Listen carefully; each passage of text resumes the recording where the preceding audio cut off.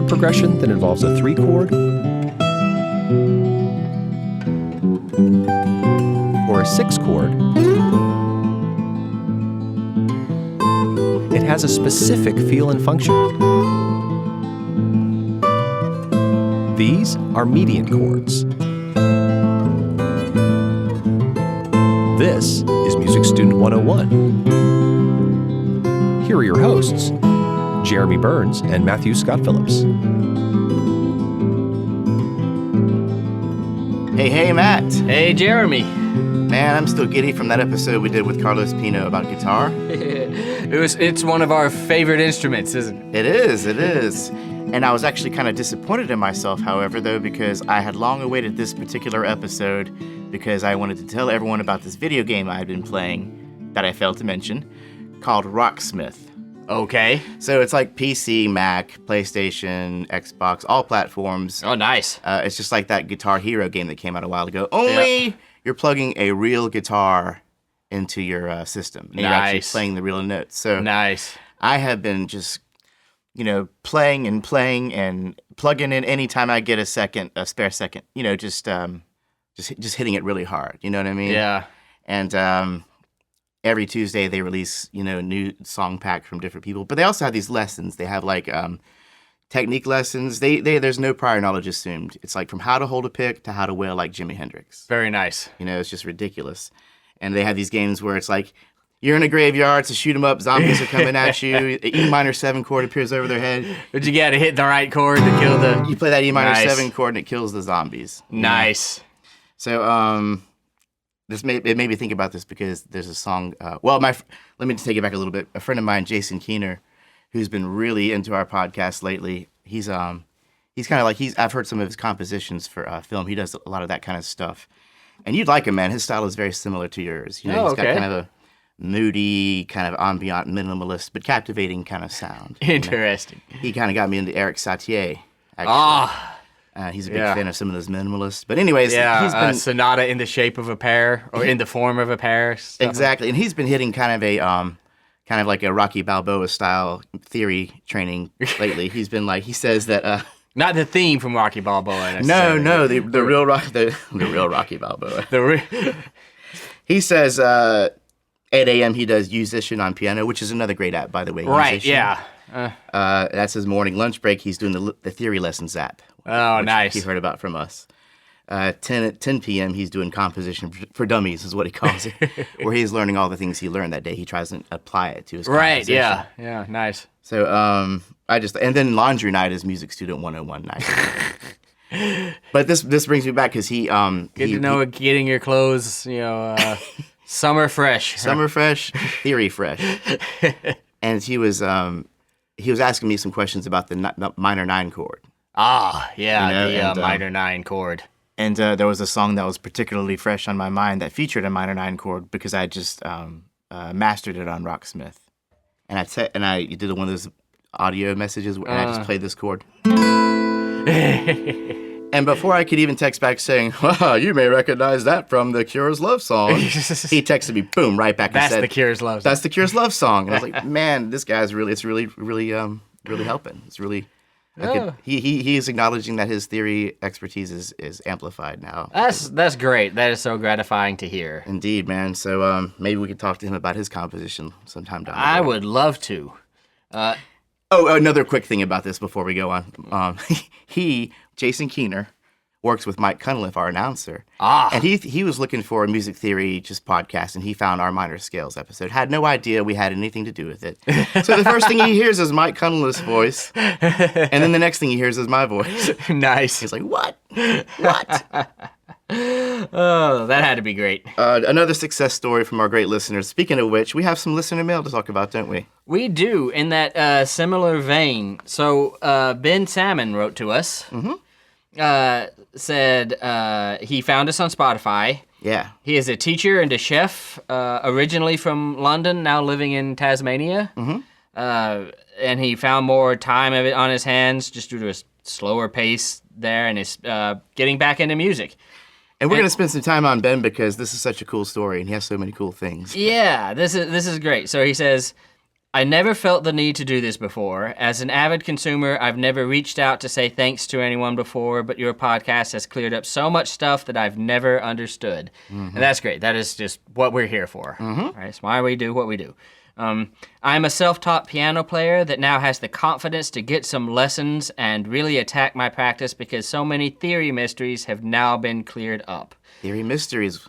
We're unlocking mysteries. We are demystifying theory, and I love that because I've said this before. So many people think of theory as this, huge, intimidating, semi-mystical, semi-almost wizardly-like thing that only some people are allowed to know or are allowed to understand. Like an elitist kind of thing. Yeah, and it's really not. It's really just making some basic observations about how music works, why it does what it does, and what kind of relationships are found within music, so that you can sort of understand what you're hearing a little bit better. And anybody can absolutely do it. And it's very gratifying to hear that we're helping with that. I always thought, he continues, that music theory was not for the sort of musician I wanted to be. Right. Which is the very thing we're kind of fighting against in making this podcast. Right? Yeah. We're demystifying. Demystifying, yeah. Learning theory has increased my love of music, which is exactly what we want to do here. You've taught me about cadences on my drive to work through the mountains and counterpoint on the school run. Doesn't that sound poetic? Just love it. Yeah. Just love every gorgeous word. Everyone around me absolutely loves it when I point out time signatures, intervals, or chord progressions with the same urgency and gravitas I'd use if I discovered a new element or found a cure for diabetes. Yeah, everybody hates me for doing that. I don't know what the distinction is, but I was like, that's a major minor 7 chord. Like, yeah, man, shut up. All right? We don't quit pontificating. Quit pontificating. Don't explain it. Yeah, but keep it a mystery. Yeah, go figure. But great. I'm trying to rein it in, but the knowledge feels powerful. The knowledge feels powerful. Powerful. I do feel like knowledge is power. I agree. In everything, but in music too. Knowledge and understanding is power, and it definitely, knowing even a little bit can open up so many worlds. And a lot of people, I feel like, sort of think that if you know too much about theory, that it will spoil music for you. Like, oh, I know what's going on now, so it's just not as great for me. They almost seem to like equate it with, getting a spoiler on a movie they want to go see or something. It's like, no, now I know what's going to happen, so it's no good. It's like saying knowing the rules of grammar is going to ruin poetry for you. Yeah, right, yeah. My experience is much more like Ben's. I feel like that understanding what's going on has made it feel so cool. It is so awesome when you hear something and you can relate it to your knowledge and have that it becomes a much more intimate relationship, right? Absolutely. It's not just notes and sounds that are wafting over you anymore. Now it's something that's speaking to you, right? Because you speak the language, and that's what we're trying to help people do.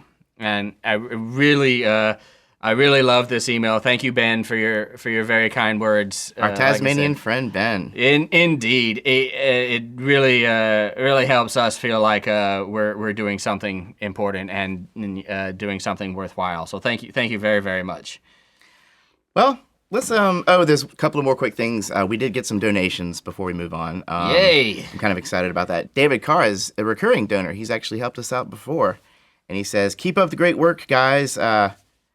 Your second Counterpoint episode was especially excellent," he says. Now, was that the one before Jeremy neglected to do his homework? Yes. Okay. That was the one where you actually came up with Who the actually counterpoint. gave you the homework? Okay. The first and second species counterpoint. I thought the third episode would have been comic relief for all that. But and he says that we're getting better with every episode. Cheers, says he. Oh, thank you so much for your kind donation, David, and for your kind words. Cheers to you, David. One day we're going to have something to give people who donate, like coffee mug or something like that, maybe. That would be great. We'll talk about that. Yeah. We should seriously do an outtakes episode. Oh yeah. Oh yeah. Like edit together an outtakes episode. Oh, there's so much material. Yeah. So much good material. Another fine listener, Rob Dexter, has given us a little donation. Wow, that's so great. Thank you so much, Rob. He says, "Thanks for reigniting passion." Oh, nice. Yeah? Love to hear that. Yeah. Love to hear that. So thanks, Rob. Thanks, David. Yes, and thank you to everyone who listens to us and continues to explore music with us. You know, you will never reach a point where you feel like you know it all. Mm-hmm. I certainly don't feel like I know it all. I have intimate knowledge of the wide array of stuff that I have yet to truly master, and of the wide amount of theory that I have yet to truly master. So it is a lifelong process, and thank you to everyone who is brave enough to undergo it. Yeah, just imagine how I feel. I'll be studying a long time. Hopefully I'll be alive.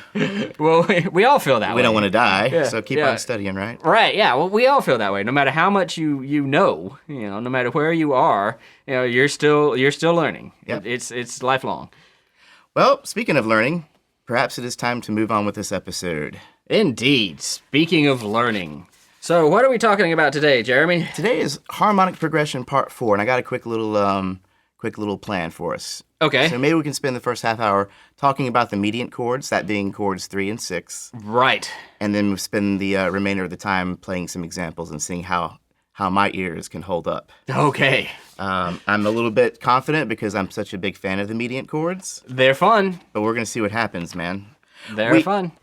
So harmonic progressions part 1 was the 1, 2, 4, and 5 chord. Right. The very fundamental basics of the way tonal music works. Again, a very ambitious episode. And then part 2, we did the same chords, only we added the 7th scale degree, or the 7th chord member. Right. To the 2 and the 5 chord. Indeed. So we had 1, 2, 7, 4, and 5, 7. Mm-hmm. And then moving on, the most recent harmonic progression episode, which wasn't very long ago, was actually the 7 chord. We just talked all things 7. All things 7 chord, yeah. So that brings us to the remaining 2 chords in the diatonic. In the diatonic scale. In the diatonic, okay, yeah. And that would be the 3 and the 6 chord. The 3 chord and the 6 chord.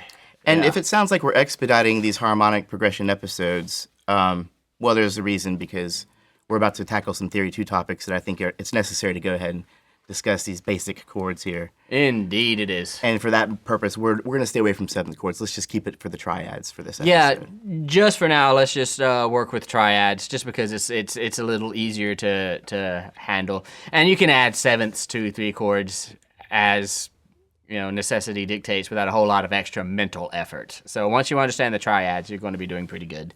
And do you want to do a quick lightning round on the previous chords up until this point? Yes. So we talked about the 4 chord. So we talked about the 1 chord.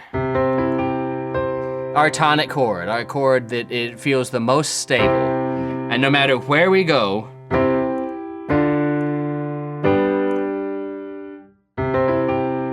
we end up back at that 1 chord. It is our place of rest. Home our base. Place of finality. From there, we talked about the dominant chord a lot. The chord built on scale degree 5. And how this chord's big function in life is to move back to the tonic. Right? So, again, no matter where we go,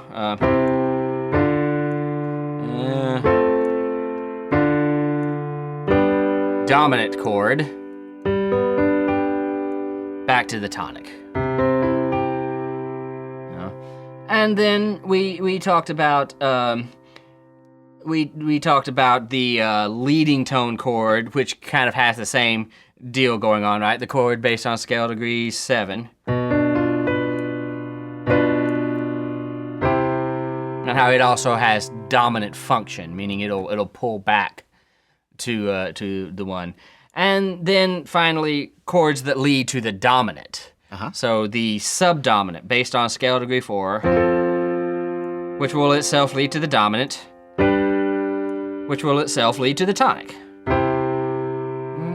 And if you don't like the 4 chord, the other big chord of subdominant function would be the supertonic chord, the chord built on scale degree 2. which again, scale degree 2, leading to the dominant chord, which is leading back to the tonic. And I actually threw a little dominant 7 chord in there for you that time. Yeah.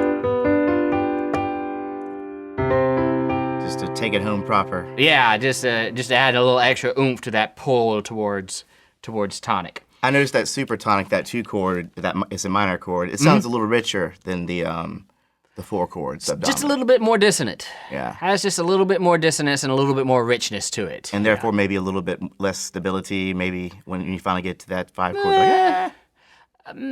Maybe a little more noticeable pull towards 5. Okay. But often it is just used to have a sort of more richness.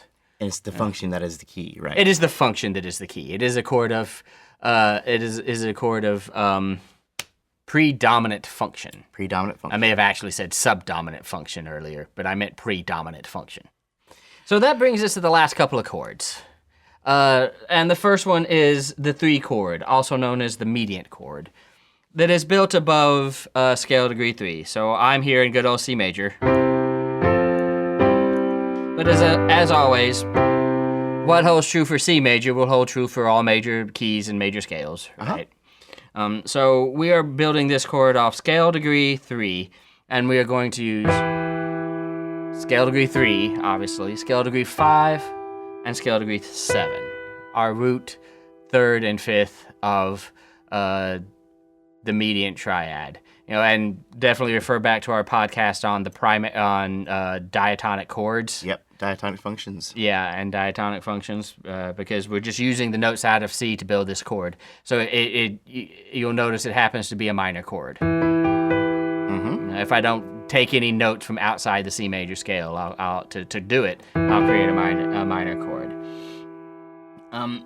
It's a little bit strange of a chord. It's not used as often in basic chord progressions as you might think. But when you step away from the basic chord progressions a little bit, it's actually a very beautiful chord. Yeah. And is actually can be kind of useful in that sense. Because this is such a red-headed stepchild chord, and there's not a whole lot of theory to talk about regarding it. Really? Right. I'm just going to play some quick popular examples that you may recognize. Excellent. 3 quick examples. You may remember Crosby, Stills, Nash & Young, Ohio. It's got that. 1, 3, 7, 1, 3, 7, 1. Yeah. And the minor key, which is very common, it seems like. 3 is more common in the minor key. Yeah. Because in the minor key, 3 is our relative major. Yeah. The scale which will share a key signature with that minor key. Go back and listen to our podcast on scales. Yeah, and you'll notice that mood change when you hear that chord come in. So often in longer pieces of music that change key, minor keys will change key to a major to the relative major that's based on scale degree 3 for that reason, because you don't have to change any notes. You're sort of shifting where your tonic is. And we'll get into modulations or key changes pretty soon. We right? certainly will. One more example is everyone knows we're Beatles fans, right? There was the song "A Day in the Life," which begins on the 1 chord. It goes. Yes. Yeah, moving to 3 in a major key that time. From the 1 to the 3. Yeah, so there you go. So moving to... And then the 6. Yeah. So that's one example. You can actually hear the 3 and the 6 working together. Circle of fifths. Yeah. The final example, I had to bring this in because it was one of the most impressionable on me. There was a scene, do you remember Silence of the Lambs? Vaguely. Okay, there's a scene where the killer, the serial killer, Buffalo Bill, is dressing up as a woman, and he's doing a few other funny little things that can never be burned out of my head. But while he's doing this, the song "Goodbye Horses" by Q Lazarus is playing. Oh, wow. And it was that bounce, bounce, bounce, bounce, bounce, bounce, bounce, bounce, bounce. 1 and 3, back and forth. House with the Rising Sun also moves to 3 chord from the 1 chord. Ah, yes, in minor though. Yeah, in minor. Yeah, there you go. Yeah, very cool. Well, that's enough. I guess that's enough to say about the mediant chord, and maybe you can go and listen to some of these songs and be able to pick that out. Yeah, it's actually a fun chord. Mm-hmm. There is actually a theory called Romanian Analysis. Oh, great. And a lot of the basis of this theory is kind of saying, well, hey, if we have this tonic chord, the 3 is very far away from the circle of fifths, right? Right. So, well, if we go 3, 6, 2, 5, 1, we got to go through a lot of chords because they seem far apart on the circle of fifths. But when you look at the actual chords, there's only 1 note difference, right? So that's our tonic chord. That's our 3 chord, right? I just moved 1 note because it shares 2 notes with the tonic chord. For that reason, this theory posits that, hey, it's not really so far away from the tonic chord as you might think. It's really just moving a single note. So you can go from 1 to 3 pretty seamlessly, as we saw in all of those examples, right? So that's Neo-Riemannian analysis. That's one of its tenets. It also makes similar observations from going to 6 to 1 and other stuff. Well, just like the 3 chord, the 6 chord actually has 2 common tones with the tonic. Correct? Indeed it does. Yeah. Can we hear that real quick? Yes. Well, so let's talk about the 6 chord. Let's just get right into it. Speaking of the 6 chord, the submediant chord is a chord built off scale degree 6. So this is scale degree 6, scale degree 1, and scale degree 3. It can be used as a predominant function.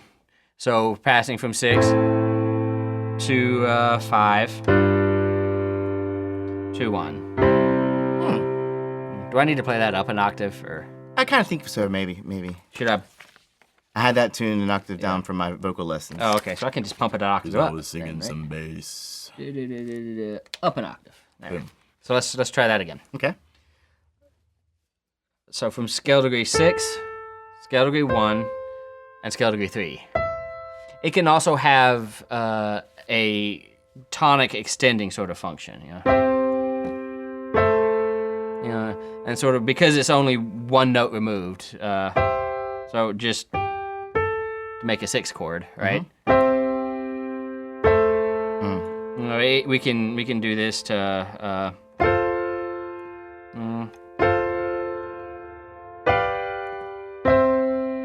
And sort of extend that tonic without having to just play the same chord, and make that tonic function kind of a little longer before we start moving towards a goal. So you're singing a 6 chord, but you're still kind of thinking 1 function-wise. Yes. Tonic function-wise. Yeah, sort of tonic function-wise, you're sort of still thinking 1 kind of. Yeah. And also, one of his big, huge uses in classical music is as a substitute for 1. Right, in the much ballyhooed of deceptive cadence. People make a big deal out of this for some reason. I don't know. I love it. I don't know. So from 1 to 5, and you think you're going to go back to 1, but instead you go to 6. And then from there, can to 2 to 5 to 1 or whatever, and can continue around the circle of fifths and make whole big chord progressions out of it that way. So it kind of prolongs the progression a little bit. Is that? Yeah, sort of. You thought it was over, but wait. Wait. You just had a deceptive cadence, and going from 5 to 6, and then we're moving around and then we're going to go on and do other stuff, and eventually hit an actual 1. Right. You've been deceived. Yes. So its function can be a little ambiguous depending on context. Right. It's not so strong. Like the 2 and the 4 or the 2 in particular is such a strong predominant functioning chord, right? And the dominant obviously is a dominant functioning chord. You'll be hard pressed to find an example where that's not true. Right. This one is, it can be a little more ambiguous. as to what's actually going on. Now, this has a few voice leading considerations. Can we discuss that without killing the buzz? I don't know. Well, we had 3 episodes on counterpoint. If that didn't kill the buzz, then this won't. My mediant buzz is a hard buzz to kill. Let's continue. So there are a couple of considerations with this deceptive cadence. Okay. For one thing, the scale degree 7 should always be moving up to the tonic. Right? Mm-hmm. So, and the bass down here is moving from scale degree 5 to scale degree 6, right? Uh-huh. So, to avoid any kind of parallelisms, the other 2 voices ought to move down. So, and in addition, so playing all of those together. And notice this results in a doubled third in the 6th chord. Yeah. Which is okay in this instance because we used it to avoid parallelisms. Right. It did sound pretty smooth. Yeah. I gotta say. Yeah, pretty good, huh? Pretty good. That's if you got a lot out of our counterpoint podcast last time, and in the classical music world, obviously in other styles, less adherence is paid to some of that stuff. Sure. But there you go. That's a pretty good little run through on the theory behind the 6th chord and where it wants to go and what it wants to do. Mm-hmm. There's a couple of things that the 6th chord and the 3 chord have a bit in common. Of course, them being of the mediant relationship. Right. One is a third above the tonic and one is a third below. Yes. And both of these chords are what I consider to be flippity-floppity. Flippity-floppity. Flippity-floppity. That's my theory term for the day. Flippity-floppity chord. So, in other words, in a major key, both the 3 and the 6th chord are going to be minor. Right? Yes. And in the minor key, both the 3 and the 6 are going to be major. Are going to be major, yes. So they're going to be the exact opposite quality of whatever key you're in, right? Yes, they're going to be the exact opposite quality of the tonic chord. You're absolutely right. Maybe that's part of their sort of emotional pull. Uh-huh. You know, they sort of throw that kind of modality into the music, sort of, as soon as you hear them. Mm-hmm. Definitely. Another thing about these chords is they're often effectively paired together because of their relationship to each other, which is the 5th. Right. So they're next to each other on the circle of fifths, right? 3, 6, 2, 5, 1. And this can be seen in circle of fifths fragments. Like if you're trying to play, like you're saying, one example would be a 3, 6, 2, 5, 1. Yeah. Exactly. And those are all descending fifths. Yeah, and if you ever play jazz, you will play 3, 6, 2, 5, 1. I promise. They call that a turnaround. The turnaround, real quick. Yeah, real quick. Let's do a turnaround. In case you didn't hear the episode where we talked a little bit about that, it would be 1, 6, 2, 5.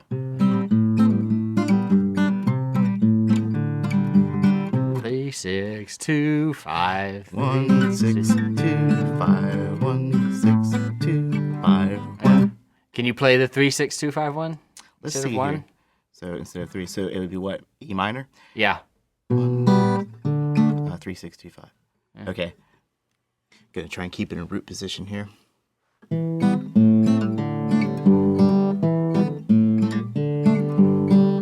6, 2, 5. 3, 6, 2, 5. Yeah. Interesting. Nice. So that's Nice the circle job. of fifths thing. Yeah. So they are often played together, the 3 and the 6. Both can be considered a substitute for tonic. Okay. Right? And in such a way as either by expanding the tonic or by literally taking the place of the tonic in the case of the deceptive cadence. The 6 can also sometimes act as a predominant chord, moving from 6 to 5, as in the case of, we've talked before about like the Phrygian half cadence in particular, That's a good one. Can we hear that real quick? The Phrygian half cadence. Often occurs in the minor key, right? Which would happen in a minor key, so C minor. And then we have C minor, and then we move to A flat, which 2, 5. and then back to C minor. Phrygian half cadence. Yeah. Very nice. Okay, so we're getting pretty close to where we're going to put me through the ringer, my ears through the training ringer here. Nice. Again, I feel confident, but still, I have a few questions for you to clarify if you don't mind. Stand by for ice chewing. We're going to keep that, just so you know. But the papers have been there's not been a lot of paper shuffling in this episode. Nah, I'm trying to be careful. I appreciate that, man. Okay, so I was kind of doing my homework, going through my Harmonian Context book by Miguel Francoli. Couple of points he made. Mm-hmm. A couple I understand. I just want to clarify for our listeners. Okay. See what you think about this. Regarding the 3 and the 6 chord, the mediant and the submediant, both have 2 common tones with the tonic triad. We talked about that, right? Indeed. The root of each is a third from the tonic, so they tend to both prolong the tonic by arpeggiation. He is talking about something that is sort of contrapuntally and structurally significant. Uh-huh. What he means is that, for example, with the 3 chord, we know an arpeggiation is sort of a rhythmic displacement of notes in the chord, right? Arpeggiation. Yeah. So he's talking about those chords actually moving in the bass line, or really in any voice, and as that 3 chord is a way to expand the tonic by arpeggiating it. So.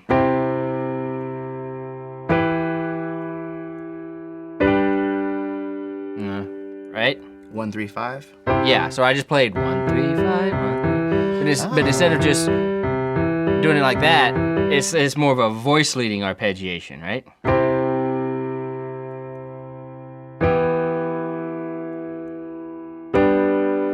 So the bass is arpeggiating. Yes.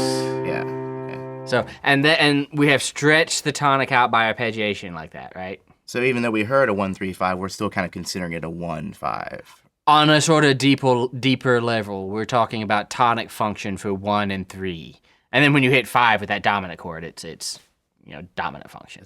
Okay, cool. Yeah. So they're kind of sharing. Yeah.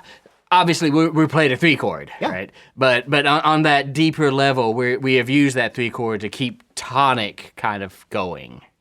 This sounds a little bit like that. Who was that again that we talked about? Schenker. Schenker, yeah. It's based off his ideas. Yeah, okay. Everything's a big 1, 5, 1. Yeah, everything's a big 1, 5, 1, and yeah, we could go off on that, but yeah, it is sort of based on those ideas.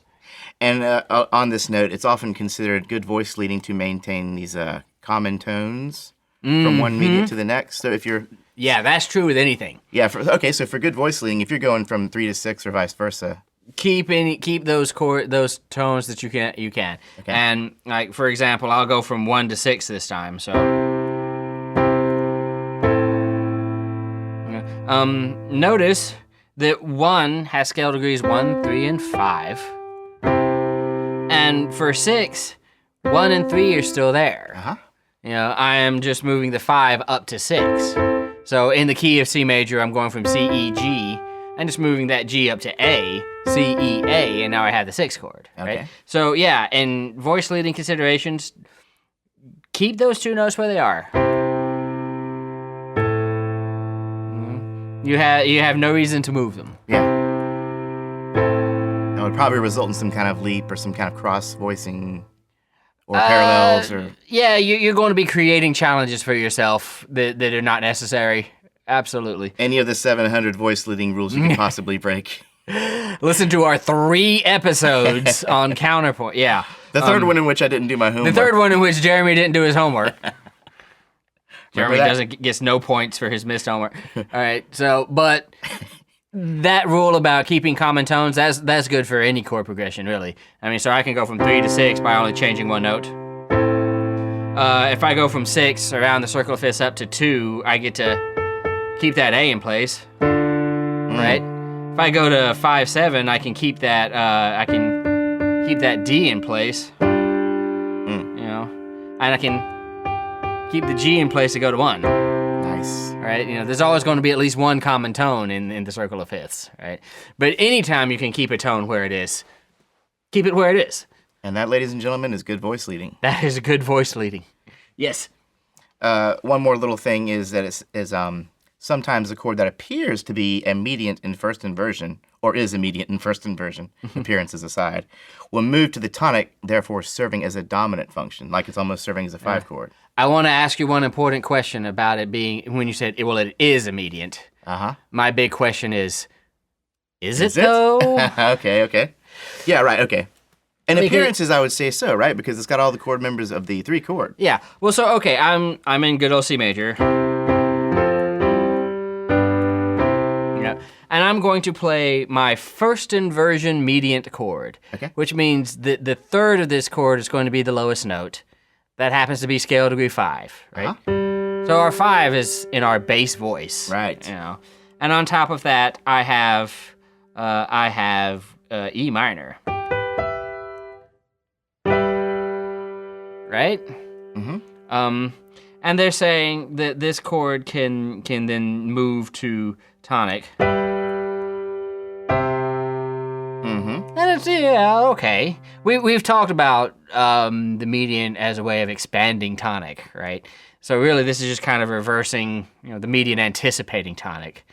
What happens often though is this E up here, which we think is the root of our 3 chord, is actually a non-chord tone. Yes. Because this could actually be seen as a suspension, which is wanting to pull down to scale degree 2 to make that good, nice, solid dominant triad. So there's just a 1-note difference between that and a dominant triad. Yes, Yeah. and it is this note here. So, if you were coming to the dominant from like a 1 chord or something,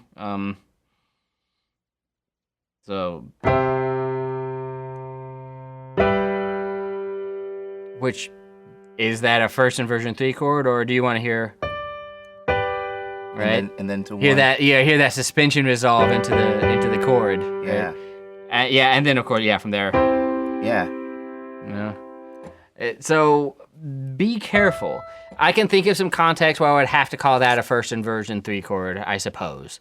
But very often what that is a non-chord tone. And if it falls back down to that 2, before we get your 1, really ask yourself if what you're not hearing is in fact a 5 chord with what would be a 6/5 suspension on it.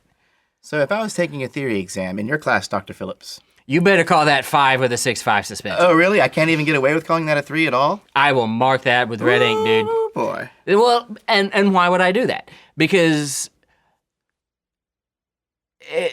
the job of theory, despite many misunderstandings, the job of theory is not really to slap labels on stuff. You can look at this chord and say, oh, well, that's got a G in it. It's got a couple of G's in it. It's got a B in it. It's got an E in it. That's E minor. Yeah. That's a minor 3 chord. And like I said, my question to you is it though? Because, if it's not functioning as a 3 chord, if we're going to go from this to... Yeah. You hear that as dominant. That was a dominant with a suspension. Yeah. Yeah. Because you hear that pull towards tonic. Right. And yeah, okay, can you belligerently refuse to resolve that suspension? And just keep it common into the 1 chord? There are probably instances where that has happened, but as soon as I see scale degree 2 anywhere, I'm going to call that a 5 with a suspension. Especially because that chord is functioning as a dominant. So we should call it that. We should call it 5. And the chord in question actually had 2 G's, so it's already got a heavy 5 presence. It's got a heavy, heavy 5 presence. Right. And you can say, oh, well, it's okay to double the 3rd in first inversion. Yes. So the argument here is, how is that chord functioning? What is that chord's job? Right. If your job is to be a chef and you're cooking food, are you going to call yourself a plumber? No. You're a chef. Mm-hmm. Unless you're Ben Salmon, then you're a chef and a musician and a Then teacher. you're a chef and a musician and all sorts of other awesome things. But yeah. Right on, man. Well, I think that clarifies a pretty good bit of what I need to know about the 6 and the 3 chord before I embark on this harmonic challenge. Yeah, this gets into sort of a more challenging level of theory, and we are getting more advanced, you know. And we get to a point where we have to think beyond just, well, these are these 3 notes, so let's slap a label on it, you know. Let's call this 3 because we got these 3 notes, and start thinking about how these things are actually working. Where they're going, where they came from. Where they're going, where they're coming from. What their intentions are. Yeah, absolutely. You know, and yeah, we've run into that with the cadential 6/4 a little bit. You know, kind of a similar motion. Yeah, it's a 1 acting as a 5, right? Yeah, and again, is it a 1? Or are there 2 suspensions, a 6/5 and a 4/3? You know, moving down to the, you know, and resolving themselves back into the chord that is 5. I think I'm going to play it safe and call that a 5. I think if you were in my class, you better. All right, cool. All right, so let's see how good you are hearing these in context. I'm ready. All right, so I'm in C major.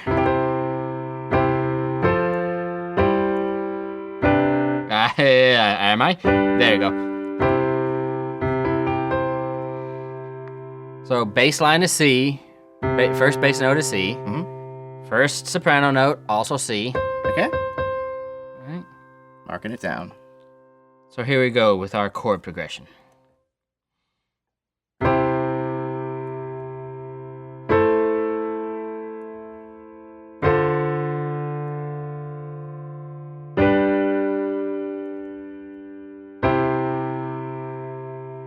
Okay.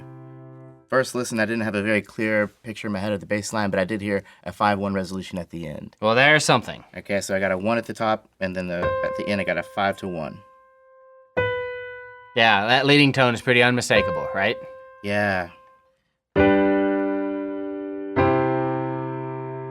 So the bass line is kind of jumpy. Uh-huh.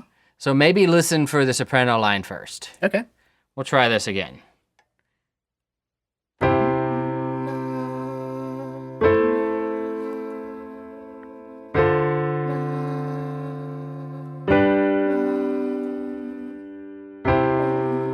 Okay.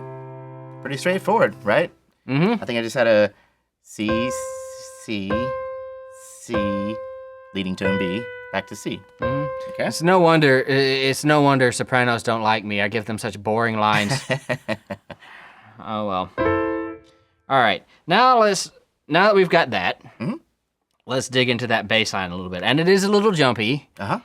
But remember, the bass line can jump around a lot. Yes, it can. And also, there's a particular cycle of stuff that might help you in determining this bass line. Okay. All right. I think I know where you're going with that.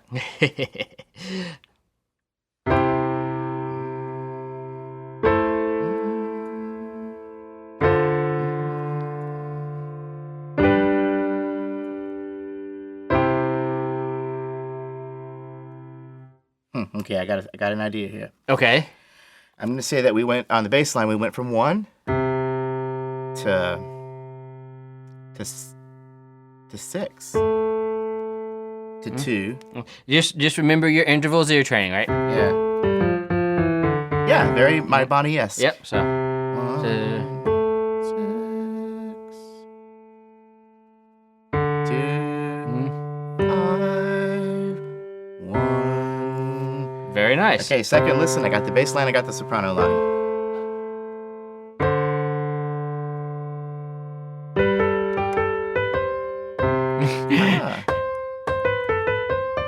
Sorry. All right. No more distractions. Yeah. So doing very good. So now we can sort of engage our theory brain a little bit and think about what these chords were. Okay. I'll give you another listen.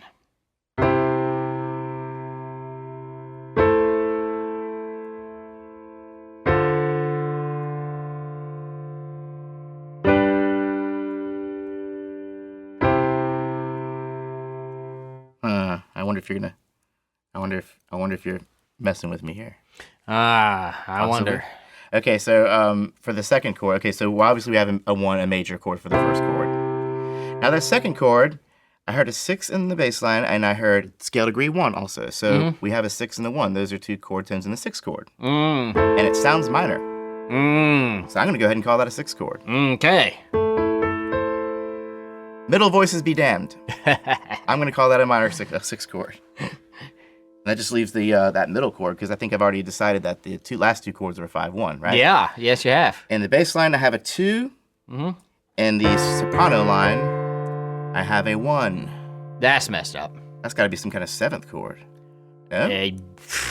Or some kind of suspension. Well, but did it suspend? I mean, did that suspension resolve? No. No, so Not at all. maybe your first instinct is probably best. I'm going to say a 2-7. Sounds 2-7-ish to me. Yeah. More specifically, oh no, it is a root position. 2-7, root position. Yeah. Oh, a 5. Yeah, a 5. And then back to 1. So Great. just around the circle of fifths, right? Yeah, so let's go ahead and we on our fourth listen, let us confirm, shall we? Let us confirm. That we, in fact, heard a 1, 6, 2, 2-7. 2, 7, 5, 1. No 5-7, just 5 tonic. No 5-7. I could have played a 5-7 if I'd wanted to, I suppose.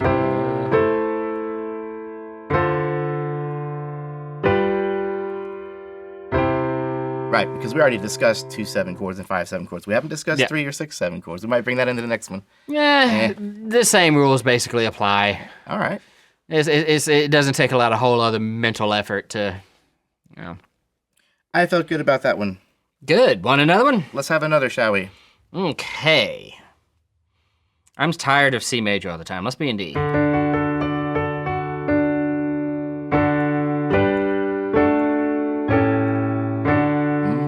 There's that tonic. So, okay. You're going to really like this. You are going to like this. All right. So D major. Okay. And your bass note is D. Uh-huh. And your soprano note is D. Great. Got it. And you're going to love this. I'm going to listen for that Ready? bass on this first listen. All right. So listen to the bass.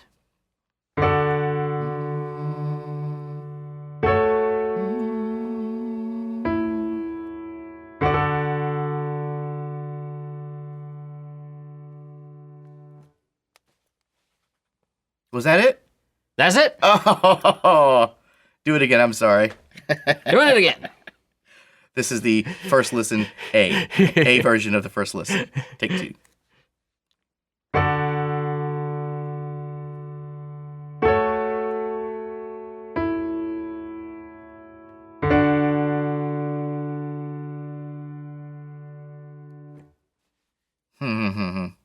I think we talked about this. I think we did. Ago. Yeah.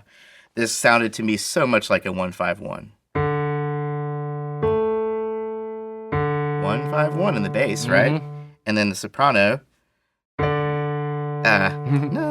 is that it right there? Sure. No. 1-7-1. Okay, so this is shaping up to be very 5-y. So let's listen really carefully to the quality of that middle chord. Okay. Now that I have my bass line went 1-5-1. Uh-huh. My soprano went 1-7-1. Uh-huh. Okay.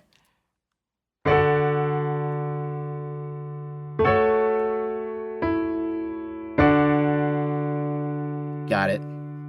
So what do you think happened? So this is just what we just talked about. We have a 1. When I thought I heard a 5 in the bass, I was hearing the third of the 3 chord. Uh-huh. But I had to listen very carefully to find that middle chord was actually a minor chord. Yeah, it is a minor chord. It felt very dominant, but it was actually minor. So what we have here is a 1-3-6-1. Is it though? Oh crap. Because what happened?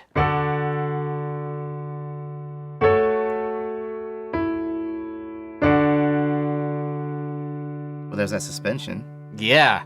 So what does that make this? Oh, you devil, you! I just failed. I love that one. I just failed that test. Okay, Yeah. let me go. Points off. Let me explain this then. What I thought I heard was, and I was very cocky about this, was a 1-3-6 chord. But because you threw that suspension in there, it really turned it into a 5 chord. A 5 chord with a 6/5 suspension. Yeah, so 5 chord with a 6/5 suspension, not at all a 3 chord. Indeed. Not even if for a second. Not even for a second. Okay. Wow. Okay, so let's play it again. Let's Yeah. call it out. Go ahead. To sort of further add strength to my argument, you intuitively knew that. You thought this was a 5 chord. Yeah. You said this sounds very 5-y. Yeah. Before you really listened to it, and you were correct. Yeah. Yeah. Fascinating. Interesting. Yeah, very much. Yeah. Very much. So let's just hear that one more time. So we got a 1. One more good time. 1. 5. It looks like a 3, but really, There's that suspension. it's 5. And then back to 1. Remarkable. Yeah. Nice. So much for being confident and cocky. I've always known that's not the way to be. Every time I do it, it lands on my face. Okay, let's move on, man. 2 more, shall we? Yeah, let's do one in minor this time. Very good. Let's be in oh, I don't care. Let's be in G minor. Great. Mhm. Black key.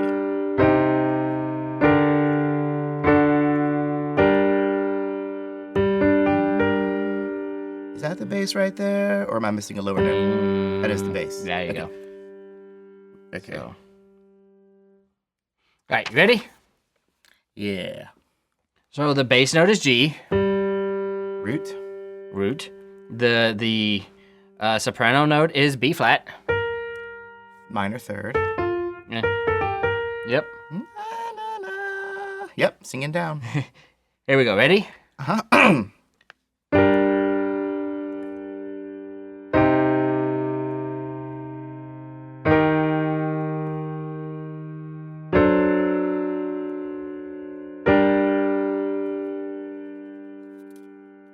Again, I kind of lapsed on the bass line a little bit, but I think the soprano was kind of doing the, let's see if I can get this.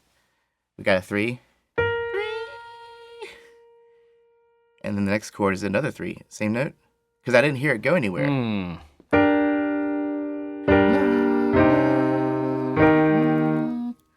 Okay, I was wrong. So where does it go? I think it goes the third up to the 5. But does it?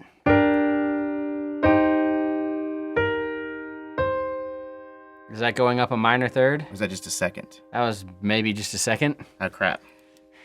Should I edit that? I should keep that. I should be honest about my mistakes. Okay, so there's a B flat going up to a C. Mm-hmm. So, okay. And then back down. And then back up. And then back down. Me and the soprano, man. It's like give us some actual lines to sing, man. Okay. So I got what the third is doing, and then I got what the soprano is doing. Mm-hmm. So let's hear that one more time. This time I guess I'll focus on the bass line. Right, focus on the bass line.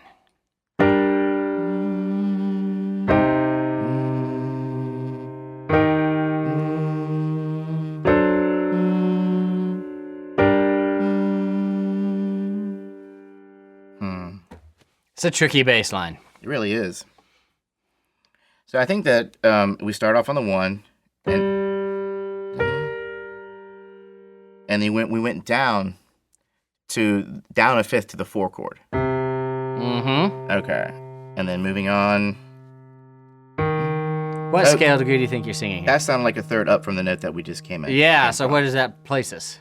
That places Theory brain. Theory brain, don't fail me now. That places us on the E note. E flat. Mm-hmm. E flat, which is the scale degree 6. Scale degree 6. Yeah. Yeah. Okay, so we got a scale degree 6 and we have a scale degree 4. So 1, 4, 6. What does that want to pull? It wants to pull up. So that makes it The 7? 7.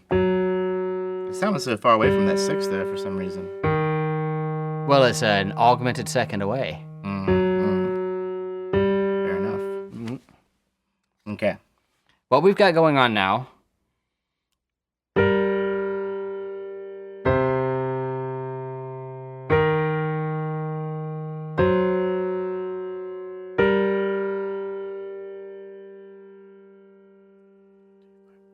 I want to say I heard a 2-5-1 at the end of that. Quite possibly. Shall I play it again? Yeah, let me hear those chords. So I can Let's start hear those using my theory chords. brain here. It's minor, Minor. minor, major, dominant, 1. Okay. All right. All right. So what do you think happened? I think that what we did was we had obviously a 1 chord. I got that. Yep, 1 chord. This next chord was a minor in quality, but it had scale degrees 1 and 6 in it. It has 6 and 4, doesn't it? Bass line is C. Bass line is 4. Soprano line, scale degree 4. It has 2 4s in it. Oh, it has 2 4s in it. Mm-hmm. And it's minor. And it's minor. I'm going to call that a 4 chord. Call that a 4 chord. Theory brain, where were you on that one? Okay, so we got a 1 4. And then there's a major lift here. I feel like I went into another key. It's major. Uh-huh. It has in the bass scale degree 6. Uh-huh. It has in the soprano scale degree 3. Uh-huh. So 6, 1, 3. Ah, a 6 chord. That is a 6 chord. And then moving to what you said was definitely dominant. Dominant, yeah. 5-7 chord. Yeah, 5-7 chord. In what inversion? Well, in the bass we have an F Sharp. sharp resolving up to G. Yep. There's a leading tone action happening there. Mm-hmm. Yeah, 5-7, but it's in a different inversion. It's in this. That would be a 5-7 chord in first inversion. In first inversion. Because that F sharp Mm-hmm. is a third of the D chord, Yep. and it wants to go up to resolve up to that G chord. Woohoo! That was Boy, a hard one. That was painful, man. I'm gonna whittle that down editing wise, so we don't have to everyone hear me cussing and everything. But to recap. To recap, 1, 1, 4, 4, 6, got that major lift, 5, very 5, dominant. 6, 5, 5-7 in first inversion. 1. 1. Pretty good, huh? It sounded good. I don't know how good I did on the exam. Okay, Matt, now that I've been fully humbled, I dare ask for one more example. One more. All right, All ready? right. C minor. C minor. Good. C in the bass, Uh-huh. C in the soprano. Okay. And a little hint, watch for a little chromaticism this time. Ooh. Okay. Ready? Here we go.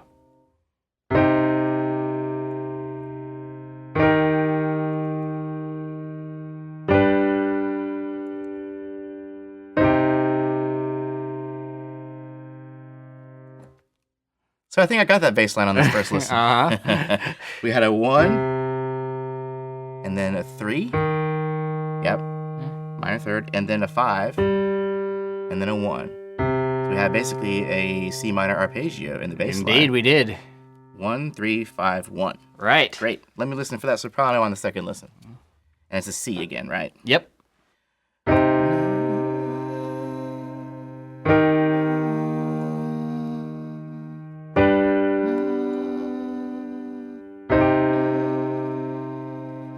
Okay. Heard some leaning tone action at on the end of that. And then I want to say in the bass, in the soprano, I feel like we did 1, 6, 7, 1. Mm-hmm. Oh, this is already going better than the last one. And only 4 chords to memorize the beat. Okay, so great. I got my bass and I got my soprano. Except that that wasn't actually a 6. It was a 7. Oh, is that chromaticism you're talking Yeah. about? Uh-huh. Because I know I heard a leading tone up to 1, but there's something. Yeah. So that second chord, I'm going to say maybe that's I would say flat 7, but it's actually going to be an even flatter 7. Well, it's going to be the flat 7 that's diatonic in minor. So B flat, B natural, C. Oh, okay. I'm sorry. Yes, we're in minor. Yep. I got my scales all confused here. Okay, so we got a 1, and then we had a 7. Yeah, minor 7. And then that chromaticism happens next because we're going up chromatically to the root. Back up to 1. Okay, great. Okay, so I got a 1, flat 7, sharp 7, or raised Natural 7. natural 7, and then up to 1. Yeah. Okay, so So let's take a crack at those chords. let's listen for those qualities. Minor,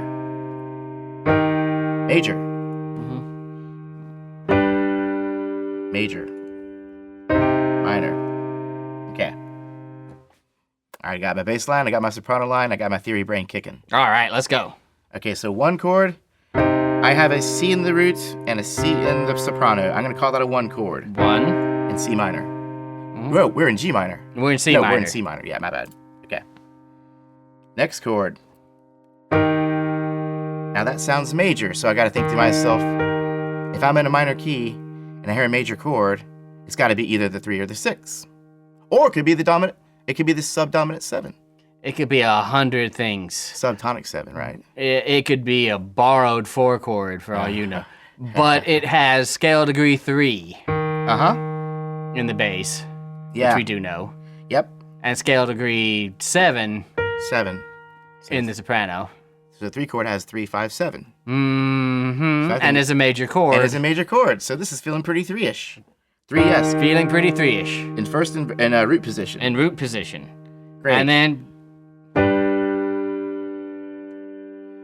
And that to me just sounds like a 5. 5 it is. It wants to go straight to 1. No 7th chord, just 5. Yep. Nice, huh? So again, we have a 1, root position. 3 in root position.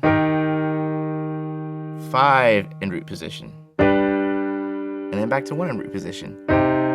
You took it kind of easy on me on purpose, didn't you, because of that last example? You're just being nice, aren't you? I'm never nice. You don't want to see me walk away with all sad and sullen. Okay, but no, seriously. I think what happened here was we had a 1, 3, 5, 1 chord. Sounds good. So theory-wise, or analysis-wise, we might consider that just to be a 1, 5, 1.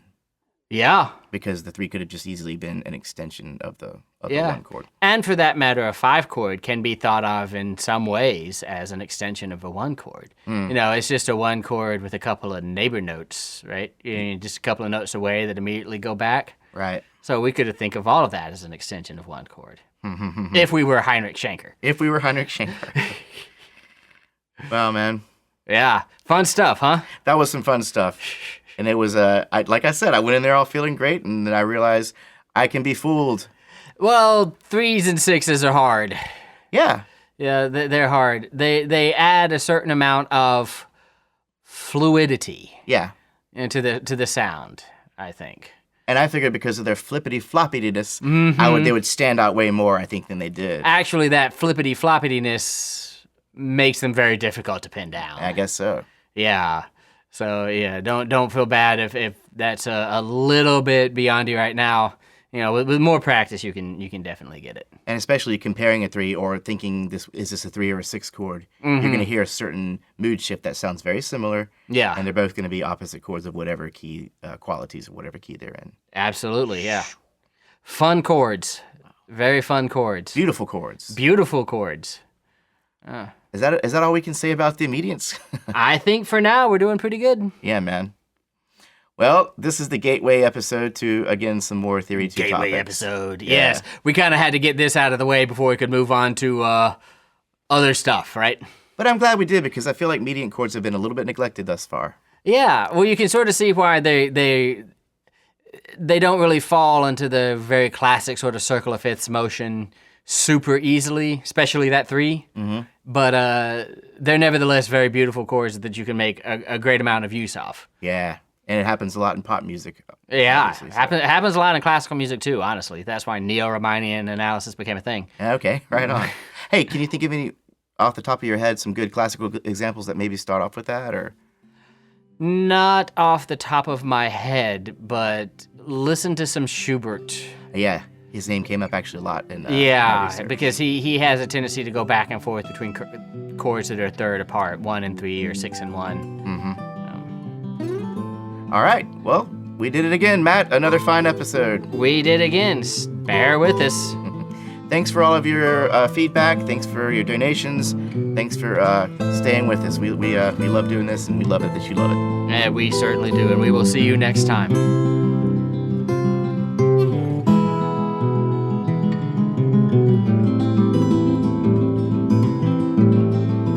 Another enlightening discussion.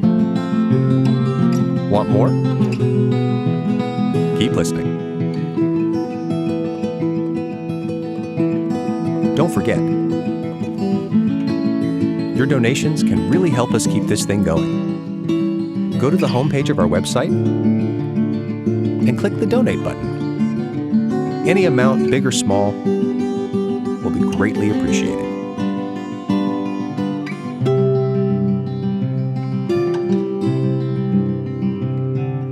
See you soon.